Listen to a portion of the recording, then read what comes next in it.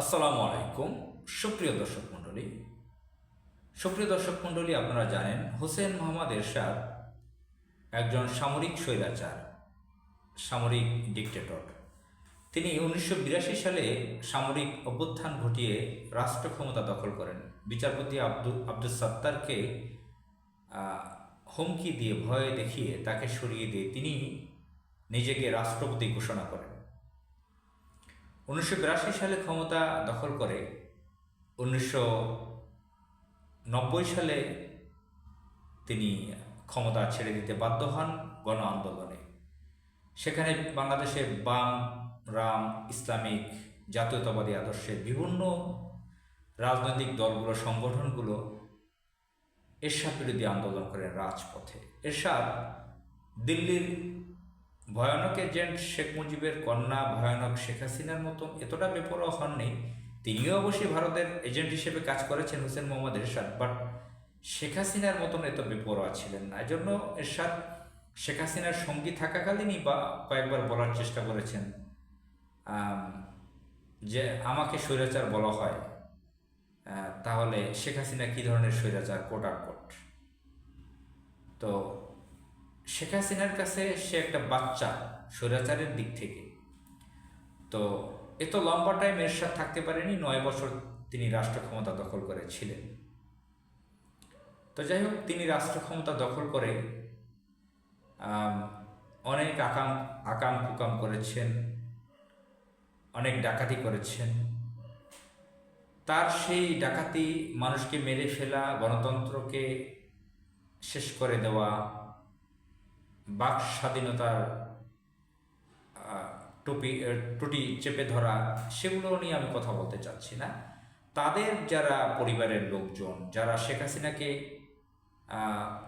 প্রত্যক্ষভাবে নির্লজ্জভাবে সহযোগিতা করেছে, তার এখন একতান্ত্রিক যে শাসন ব্যবস্থা, অবৈধভাবে সরকার রাষ্ট্র ক্ষমতা দখল করে, শেখ হাসিনা যেভাবে রাষ্ট্র ক্ষমতাকে দখল করে, সমস্ত ইনস্টিটিউটগুলোকে ধ্বংস করে, মানুষকে মেরে কেটে যেভাবে এবং লুটপাট করেছেন বাংলাদেশকে, সেখানে যারা সরাসরি নির্লজ্জভাবে সহযোগিতা করেছে সেই হোসেন মোহাম্মদ এরশাদের লোকজন। এরশাদ মারা গেছে, তার তো এখন বিচার করা যাচ্ছে না, কিন্তু এরশাদের পরিবারের গুরুত্বপূর্ণ দুজন হচ্ছে GM কাদের, গোলাম হোসেন কাদের, এবং তার স্ত্রী রওশন এরশাদ, যিনি একসময় ফার্স্ট লেডি ছিলেন, প্রেসিডেন্ট এরশাদ যখন প্রেসিডেন্ট ছিলেন।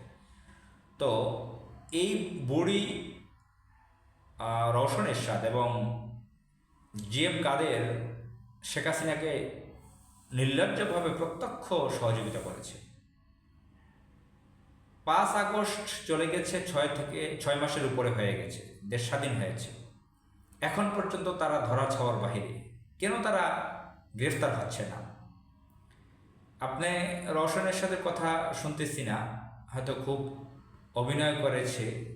নারীরা অভিনয়টা একটু বেশি জানে তো, ছলনাময়, অত্যন্ত দুষ্ট প্রকৃতির এই নারী। বুড়ি হলেও 80-র উপরে বয়স হয়েছে, খুবই দুশ্চরিত্রের একজন নারী রওশন এরশাদ।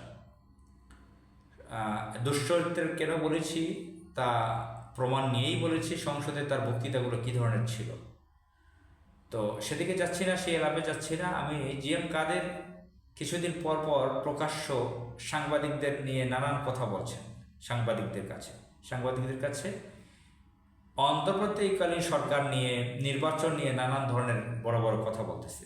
অথচ সে একে তো হোসেন মোহাম্মদ এরশাদ ভারতের আরেকটা এজেন্ট, শেখ হাসিনার অন্যতম সহযোগী, তার ভাই, আবার সে মরার পরেও তাকে তো স্লো পয়জনিং করে শেখ হাসিনা মেরেছে, এটা নানান আলোচনা আমরা শুনি। সে মারা যাওয়ার পরেও এই গোলাম মোহাম্মদ কাদের, GM কাদের শেখ হাসিনাকে প্রত্যক্ষ সহযোগিতা করেছে ভারতের সাথে মিলেমিশে। তার কথাই এগুলো আমরা প্রমাণ রয়েছে, এভিডেন্স রয়েছে। সে ভারতে কিভাবে সফর করেছে, ভারত কিভাবে তাকে নির্দেশ দিয়েছে, সেগুলো সব কিছু প্রমাণ রয়েছে, এভিডেন্স রয়েছে মিডিয়াতে। সব কিছুর পরেও সে প্রকাশ্য কিভাবে সাংবাদিকদের কাছে এই বড় বড় কথা বলতে পারে? এই সরকারকে সে বিভিন্ন বুদ্ধি পরামর্শ দেয়, হুমকি দেয়। তাকে তো জেলে রিমান্ডে থাকার কথা, কেন তাদেরকে অ্যারেস্ট করা হচ্ছে না, গ্রেফতার করা হচ্ছে না? স্বৈরাচারের, ফ্যাসিবাদের সহযোগী হোসেন মোহাম্মদ এরশাদের ভাই জিএম কাদের এবং তার স্ত্রী রওশন এরশাদকে। আমরা চাই তাদেরকে খুব দ্রুত গ্রেফতার করে আইনের আওতায় আনা। কিভাবে বাংলাদেশকে লুটপাট করেছে, ডাকাতি করেছে, কিভাবে মানুষকে মেরে ফেলেছে, তাদেরকে রিমান্ডে নিয়ে বের করা দরকার।